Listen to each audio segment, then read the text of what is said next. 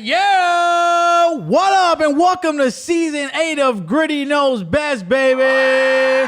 That's right. Hopefully everybody is staying cool because we got that big heat dome. What an exciting time to be alive. So much has happened since we've been gone. Since you've been gone. Since we've been gone, Sabrina Carpenter, the great Sabrina Carpenter, has dropped her new album cover. And boy, has this caused a bunch of controversy and discourse over the internet, of course, because as you can see, I'm going to put it on the screen right here, Sabrina Carpenter, looking lovely as ever, is on her knees in front of a man, and the man is holding her hair as if he's dragging her by the hair. Now, a lot of people have come out and said that they do not approve of this cover. They do not like this cover because it's setting women back and it's, adding to the patriarchy. It's appeasing the patriarchy. It's just not a good look for women, apparently. Why are we even surprised that Sabrina Carpenter did a cover like this? Are we forgetting who we're talking about? Sabrina is a freak, a leak, okay? This is right up her alley. Have we not seen her stage show already, okay? Every night, she's doing some kind of position. She's getting on her knees. And who exactly do you think she's getting on her knees for in that scenario when she's pantomiming? What do you think she's exactly doing? She's pantomiming sucking a freaking dick. Okay, obviously, that's what she's about. Sabrina Carpenter's a freak, dude, and it's not like this sets women back. Does she have a bunch of different women on the cover? No, it's only her because this is what she likes. Sabrina is probably a sub, and she likes a dom, and this is her cover, her album. This isn't called. She didn't name the album "All Women Are Submissive." No. This is her gimmick, dude. I don't even know why we're even talking about this. The cover's fire. And listen, this is like the least revealing cover in music history. I mean, have we seen other covers that have been released from other female artists? I mean, come on, this is not even that big of a deal. This is not even that bad. This is Sabrina Carpenter core right here. So let's stop getting ridiculous. Let's stop blowing things out of proportion like this is setting back generations of women. Sabrina is a freak. Sabrina is a sub. And Sabrina is a great. Get off her titties already, okay? Also, tune in next week because Justin and I will be recreating that cover, and tune in to see who's going to be on the top and who's going to be on the bottom. All right, let's do a little apartment update. For those that know, I moved apartments a couple of months ago before we ended off season 7, and I moved from a pretty wild area and I moved to a much nicer area, seemingly. That's what the crime map said, that this was a less crime-ridden area, that it was cooler, it was calmer, and that seemed to be so until the last couple of weeks, okay? Now, we all thought that I elevated out the hood, that I moved out the hood. Well, it doesn't seem to be so anymore. The hood is here, baby. My building is the new hood. So when I moved in, this building wasn't at capacity yet. We were like half full or something like that. So as the months went on, there's been a lot of crazy stuff going on, okay? First of all, when I came here, I already told the people downstairs, I said, you see how we got all those staircases out front?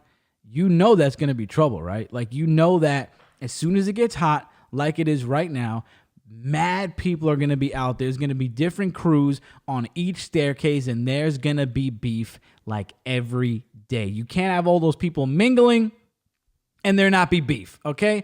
And obviously, that's exactly what's been happening. People been outside fighting, brawling, getting punched in the face. And then obviously with those steps bring on people that don't even live here, that want to hang out here. So you got junkies on the steps shooting up, and when they get kicked off the steps, they just walk like 2 feet in front of you and just shoot up right in your face. And we got people that live here that want to hang on the steps, that think it's like their personal lounge, even though we do have literally like a community room upstairs that they can hang up. No, people want to hang out in front of the building with their drinks and with their bags on the steps. And it's like, you know, if you're walking down, it's like you're the nuisance for using the steps the right way, but motherfuckers want to hang out on the steps like it's their personal area. I knew it was gonna happen. We got junkies on the steps. We got fights breaking out inside and outside. I just woke up to some big fight happening earlier today, and this is how I knew this neighborhood was going to shit right here. Okay, we got a Dollar General, and I was happy about that. They just built a new Dollar General. Amazing. Okay, when I walked in and I went to go check out my stuff, I see that the cashier is wearing a shiesty. Now, for those that don't know what that is a ski mask. The cashier that is checking me out is wearing a ski mask. I thought this was the first time that the cashier was going to rob the customer. Like, I was like, what? So he has it on with his hat on. They're blasting trap music in the Dollar General. I'm trying to go get a dish towel and yo, I'm gonna shoot my eye. That motherfucker dead. Smoking on your dead homies while I'm just trying to get a Pepsi. The other day I go in and the dude has the ski mask up, like straight over his face with the hat on. Freaking believable. Okay, as the building started to fill up, I think it's pretty much at capacity right now.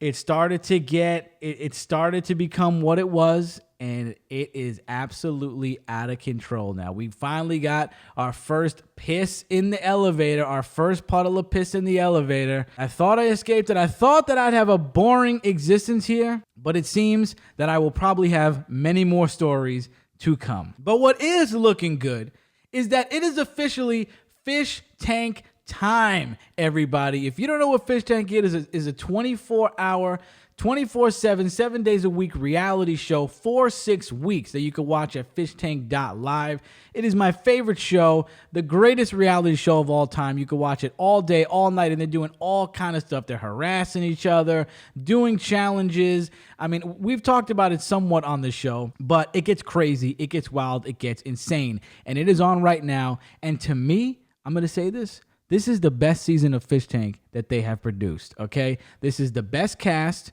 that they have produced. Now, I think there are better cast members like Letty and Bert. Like, they trump every cast member ever on any season. But this is the best cast collectively. So shout out to them. They've been turning up. Yesterday, they were throwing piss all over the house.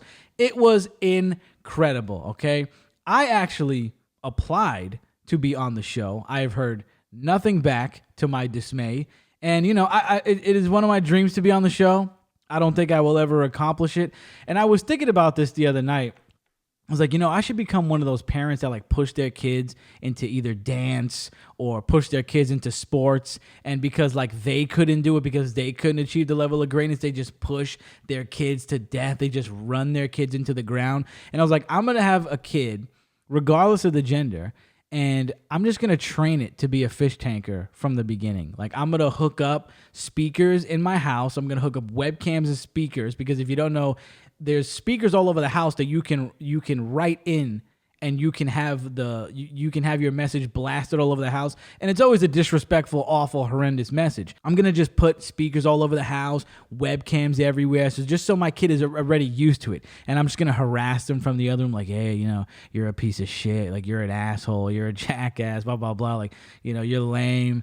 And I'm going to just play sound effects. I'm going to have like the war sound effects going off all day, just waking this kid up all hours of the night. I'm going to sneak into his room. Say, okay, listen, I'm gonna give you $50 if you chop a piece of your mom's hair right now, and don't tell her I told you to do it. Just, you know, give him challenges. I'll just put him through endless challenges every day, and just give them the full fish tank experience from day one, so that they're used to it, and so that I can then put them on Fish Tank and live vicariously through my child. That is what I'm going to do. I'm going to be a total stage dad. I'm going to be a tank dad, and I will breed the greatest fish tank contestant alive. If I cannot do it, my seed will do it. But the show is great. The show is so much fun. If you haven't seen it, go check it out, and shout out to everybody working on it right now. Now, speaking of shows, I watched an insane documentary the other day called The Mortician. This documentary is absolutely scandalous, morbid, and fascinating, okay? So this documentary focuses on a man named David Sconce, a mortician who was engaging in a bunch of illegal and immoral and nefarious activities in the funeral home, in the crematory. And this all happened around the 80s.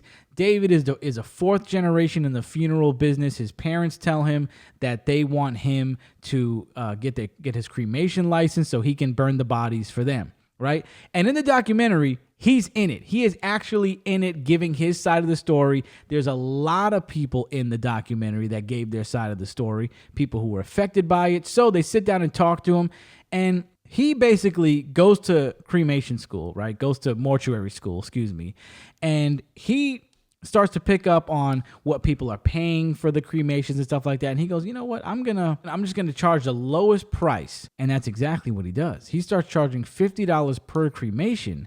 But obviously, how do you make up for that? How do you make up for the price? You make up for it with volume. And boy, did David make up for it in volume. He started burning 10 people at a time. And before he took over the crematory from his parents, they were doing maybe 100 bodies a year. David was cremating thousands of bodies a year. This affected at least over 20,000 families, okay? Over 20,000 bodies that were burned together. So obviously the problem with that is when they were giving people their ashes, you don't know whose freaking ashes you're getting, okay? Now, his justification for that was, hey, they're already dead. What does it matter? Blah, blah, blah. Let's just put them together. Well, yeah, I could see the idea behind that. I can see the thought and why you would think that. But the problem is that when you're cremating somebody and then giving the people the ashes, they don't know who they're going to get. So that's where everything just falls apart right there. And that's where it becomes completely immoral and illegal.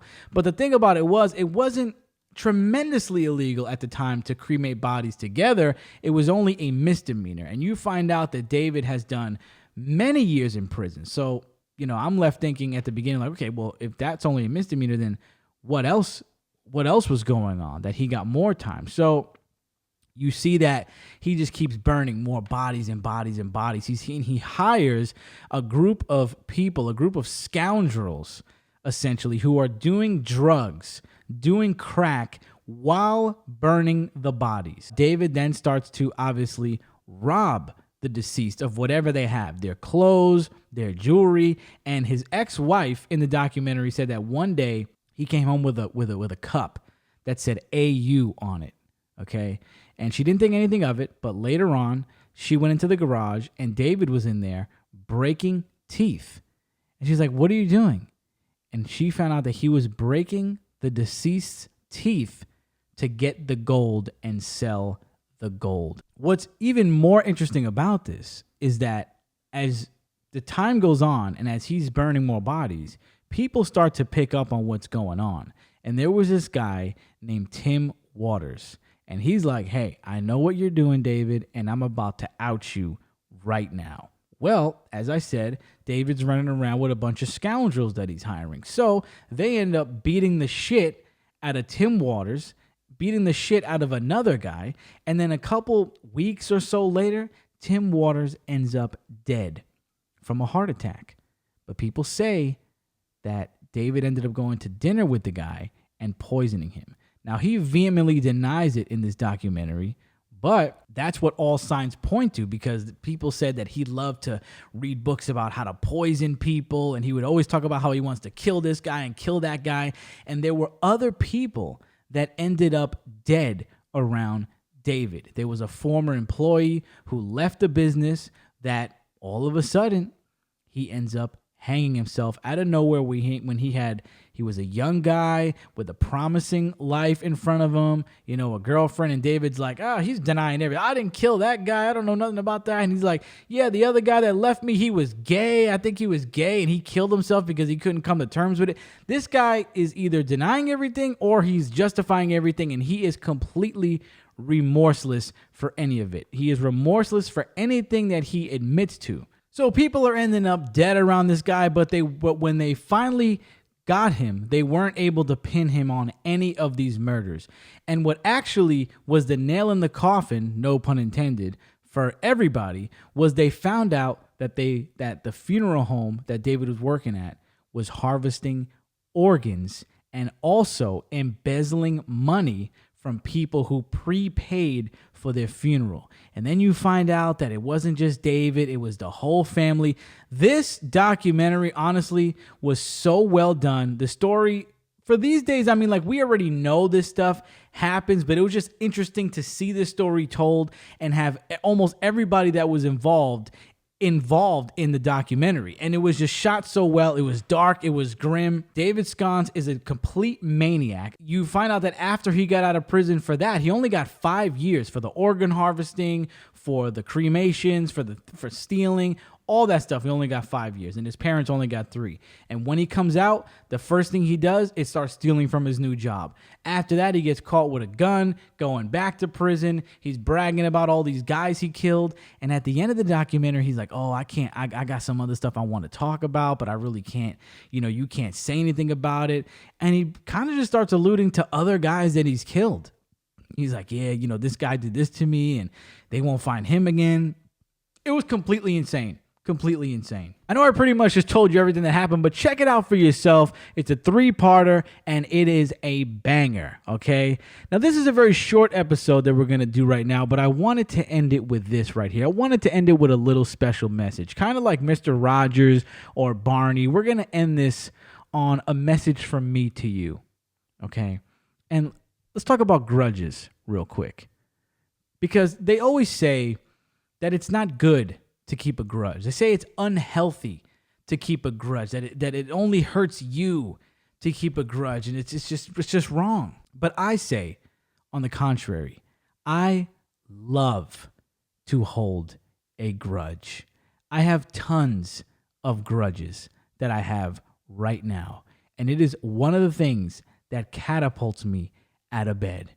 When I'm laying there in the morning, and I'm just like, oh, I don't want to do anything, I think about the grudges I have, and I just eject out of the bed and start my day. For some reason, it just turns me on to know that there's people out there who did me wrong that I absolutely despise, that I have a beef against. And it makes me happy. It makes me excited. It gives me a will to live. So for all these people saying that it's wrong to hold a grudge, that it's not that it's unhealthy to hold a grudge, I say fuck that. That it is completely healthy, that it is good for the body, that it's good for the mind, that it's good for the heart, because it makes me feel good to know that I hate you. Okay? So think about that. Next time you wanna make up with somebody or something like that, think about how great it would feel to just not. How great it would feel to just walk around, and whenever somebody brings them up, you go, oh, I hate that guy. I hate that person. It's a lot of fun. To me, it doesn't eat away at me. To me, it makes me feel alive, and it makes me thrive. So there you go. We got a beautiful season ahead. Peace and love. See you next time.